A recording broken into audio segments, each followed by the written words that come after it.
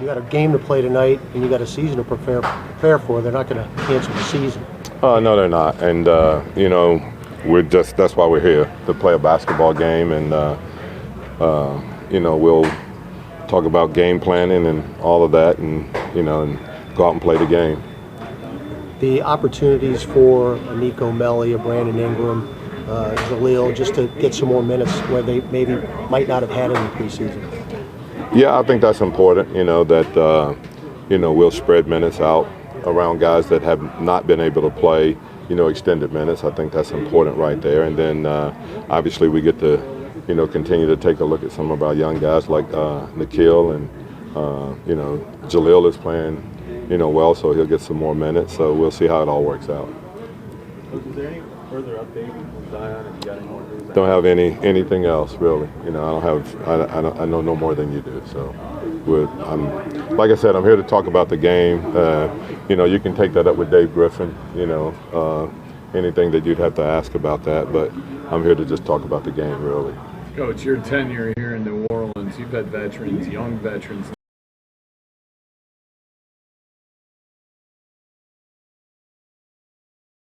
Season to run and play up there.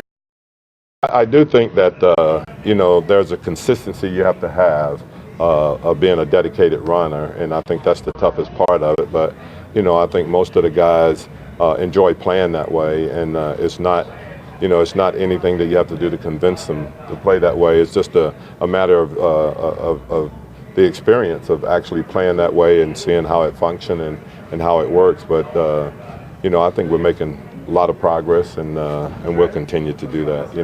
It's not going to, obviously, when you got, 3 19-year-olds, a couple of 22-year-olds, and we've got basically, 5 guys and 9 new guys. So, it's an adjustment period for anyone, but I think they're doing a good job, and we'll continue to get better day by day. How's Melli adapting to your brand of basketball so far? I think he's been really, really good. I think it's tough for him. We laugh about it because we have to demand that he shoot certain shots, and I don't think he's ever been a volume shooter, and so for him, it's pretty tough for him to realize that, hey, I've got an open shot, I've got to shoot it, because that's what makes the floor of the offense that much better. Coach Julius has talked about how you made such a tremendous impact on him. He gave you a ton of credit for his development. What did you see from him specifically as he grew up as a player? Well, first of all, I think he's really talented. I think that's that's the number one thing, and he's just a really good guy. Very easy to coach. I think he's about winning. He's a good teammate.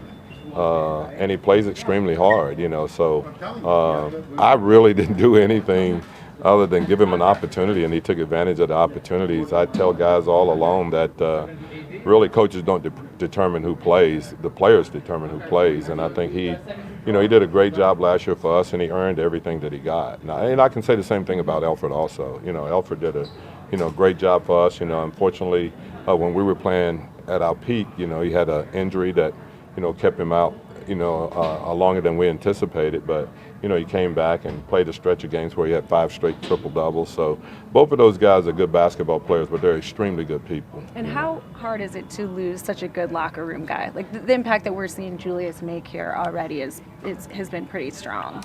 Yeah, it's tough. Like I said, not only was he a good basketball player, but he was a great teammate, good locker room guy, and all of that. So you hate to lose guys like that.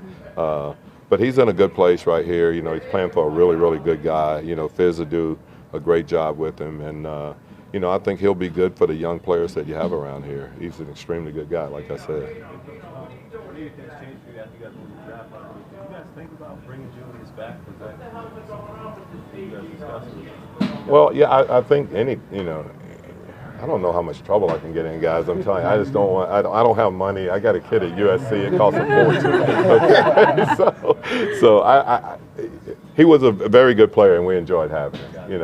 Extreme. I think he'll tell you that because I think it works the same way on his end also. You guys have been playing really as well as anyone this preseason, and Zion had individually.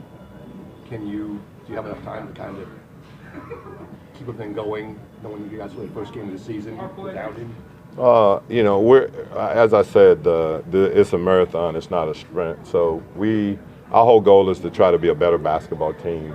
You know, every day at practice and every day that we play games and try to learn something from them. And I think we've kind of done that. You know, we've dug ourselves some holes in the preseason and been able to dig ourselves out of them. But you know, I wouldn't want that to be something that we lay our hat on in the regular season, because you know you're playing 82 games and 4 and 5 nights and things like that. So our main goal is to establish consistency. I think that's the one thing that we have to try to do is establish consistency. And you know, Griff talks about it all the time. We're in the process of trying to become a team that has sustainable winning, and I think that's going to be the important thing for us. Can we do it consistently game after game? And that's going to take some time to do, but you know, I think we got, you know, great leadership when you think about, you know, Drew Holiday and either J.J. Redick and, you know, even Derek Favors, who's, you know, not a real talkative verbal guy, but, you know, lead by example, I think. And so we got good leadership. What we have to do is find a way to just play consistent basketball. A lot of, I think, very similar to what they're trying to do here. You know, they got, you know, very good young players. You know, you got some anchor guys on your team here that's young players that are very talented. And I think the big thing is that can you get them to play that consistent basketball night in and night out? And when you do, you know, you got something special. Coach, there's been enough. There's been so much excitement surrounding this team heading into it for obvious seasons with Zion. Is there any concern that that might be back home, maybe dampened a little bit by the fact that he's going to be missing some time off the stretch? Yeah, but it's not anything that we can worry about. You know, we got games to play, and the bottom line is that we're going to be in Toronto in a few days, playing on opening night, and you know, we'll have to put 5 guys out there and play. And so, from a coaching standpoint, we're just going to continue to try to improve as a team and play, you know, the highest level of basketball we possibly can. And I think that's the number one thing that we've got to try to, you know, we have to establish with our team and all the players. Coach, one of the thoughts from scouts, even before the draft with Zion, was that 285 pounds is tough to bear with, you know, how explosive he is, how he plays above the rim. Is there any thought about him losing weight? Do you think 285 is something that he can sustain and be healthy? I think we'll do okay as far as managing that. Yeah, I think we'll be fine. Thanks. Thanks, Coach. Thanks, Coach. Yeah.